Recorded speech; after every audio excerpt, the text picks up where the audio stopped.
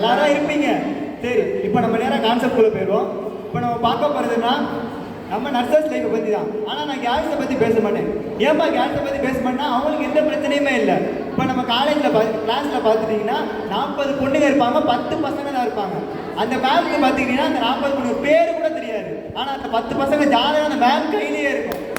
இதெல்லாம் ஏன்டான்னு இப்படி கேட்டிங்கன்னா நம்ம 12th முடிச்சுட்டு வெயிட் பண்ணிட்டு இருப்போம், எந்த காலேஜுக்கடா போகலாம் அப்படின்னு நினச்சிக்கிட்டு. அப்போ ஒருத்தர் அங்கேருந்து வருவார், தம்பி நர்சிங் படிக்க வைப்பான், 1 லட்சமாக சம்பாதிக்கலாம், ஊரில் என் பையனா பாதி எடுத்து வாங்கிடா, ஏண்டா பாதி எடுத்து வாங்கி ரியல் எஸ்டேட்ல என்ன போய் பண்ண போறீங்களா அப்படின்னு நம்ம கேட்போம். சரி அப்படின்னு தான் சேர்ந்து வந்து உட்காந்துட்டோம். நர்சிங்னா நம்ம என்ன பண்ணுவோம், ஊசி போட போகிறோம், மாத்திரை கொடுப்போம் நினைப்போம். ஆனால் அங்கே போய் பார்த்தா தம்பி வெண்டியை கனெக்ட் பண்ணுப்பான். வெண்டியா தம்பி அடுத்து இது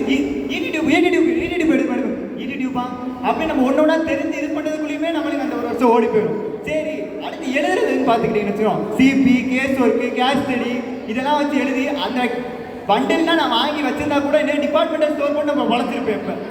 சரி, அப்படிலாம் இதுக்கு பார்த்தா எக்ஸாம் வச்சுக்கோம். 2 டைப் ஆஃப் இது இருக்குது. ஃபஸ்ட்டு ஒன்று என்னென்னா ரஜினி சார் மாதிரி தான் எழுதிட்டு ஆண்டவர் இருக்கான் நம்ம பார்த்துக்கோம். இன்னொருத்த வந்து கமல் சார் மாதிரி அபிராமே அபிராமே அபிராமே அபிராமே கடைசியில் மார்க் வந்துன்னா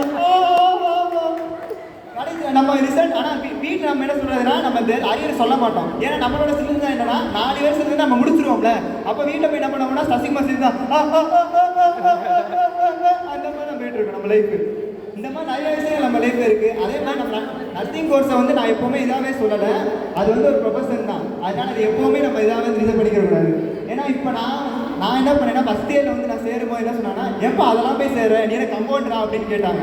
ஆனால் இப்போ எனக்கு ஃபோன் பண்ணி அந்த ஒரு மாத்திரை சீட் அமைச்சு, தம்பி இது என்னன்னு பார்த்து சொல்லுப்பா, இந்த மாதிரி எக்ஸ்ரே அமைச்சு கேட்கும்போது அந்த இடத்துல எனக்கு ஒரு பெருமையாக இருக்குது. அதுதான் நான் ஒரு நர்ஸாக நம்ம பெருமையாக நினைக்கிறேன். கடைசியாக ஒரே ஒரு விஷயம் சொல்லிக்கிறேன், keep your parents happy and your life will be the happiest one. எப்போவுமே உங்கள் குடும்பத்தோட சந்தோஷமா இருந்துச்சுன்னா உங்கள் லைஃப் நல்லா இருக்கும். தேங்க்யூ.